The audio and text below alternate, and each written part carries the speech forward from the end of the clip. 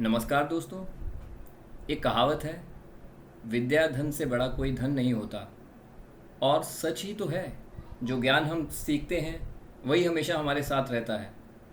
इसी नोट पर मैं पवन खजूरिया पिछले वीडियोस की तरह आज अपना एक नया टॉपिक लेकर आया हूँ, MS एक्सेल का रैप टेक्स्ट। अब रैप टेक्स्ट एक अपने नाम से ही मतलब अपना पूरा बताता है कि रैप का मतलब होता है लपेटना, और टेक्स्ट हो गया जो भी टेक्स्ट हम टाइप कर रहे हैं। तो जैसे कि MS एक्सेल सेल्स से बना है, कोई भी वर्कशीट उसमें बहुत सारे सेल्स हैं, बहुत सारे रोज़ हैं, बहुत सारे कॉलम्स हैं, और हम डेटा जो है वो किसी पर्टिकुलर सेल में टाइप करते हैं। तो अब रैप टेक्स्ट जो है कि किसी सेल में हमारा जो डेटा है ज़्यादा आ गया है, किसी टेबल में डेटा ज़्यादा आ गया है, तो उस टेक्स्ट को उस सेल में ही फिट करने को हम लोग रैप टेक्स्ट कहते हैं। अब देखा जाए तो जैसे हमारे पास ये वर्कशीट खुली हुई है, इस वर्कशीट में अगर किसी सेंटेंस को हमें रैप करना है तो पहले उस सेंटेंस को लिखना पड़ेगा। लाइक कुछ भी लिख लेते हैं हम लोग, नेम ऑफ द स्टूडेंट। अब जैसे ही मैंने ये किसी सेल में टाइप किया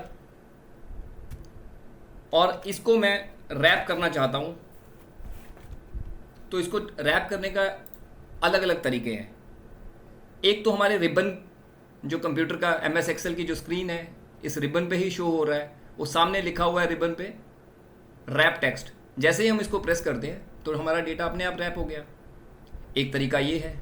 दूसरा तरीका ये है कि हम लोग दोबारा से किसी सेल में name of the student type करें और उसी सेल पे वापस कर्सर लेके जाके और Ctrl+1 कमांड दबाएं।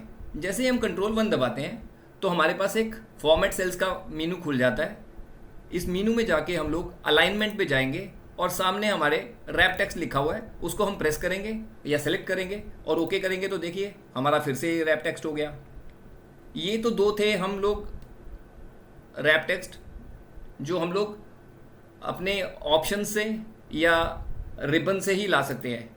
अब एक और रैप टेक्स्ट है, वो हम लोग कमांड के द्वारा कर सकते हैं। जैसे कि मैंने फिर से लिखा नेम ऑफ द स्टूडेंट, और जैसे ही मैं इसके ऊपर लेके जाता हूँ और एक कमांड दबाता हूँ, कमांड है Alt+H+W।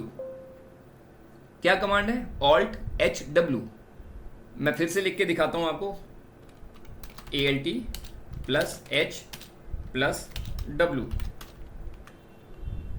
इस कमांड को जैसे ही हम प्रेस करेंगे तो हमारा डेटा रैप हो जाएगा।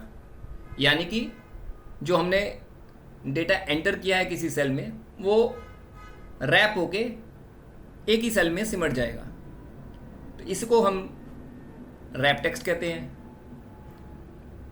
तो स्टूडेंट्स, कैसा लगा आज का टॉपिक आपको, रैप टेक्स्ट? अगर अच्छा लगा है तो प्लीज़ लाइक करिए, शेयर करिए, हाँ चैनल को सब्सक्राइब भी करिए, और हो सके तो अपने फ्रेंड्स को भी बताइए ताकि उनको भी पता चल सके और उनकी भी क्वेरीज दूर हो सकें।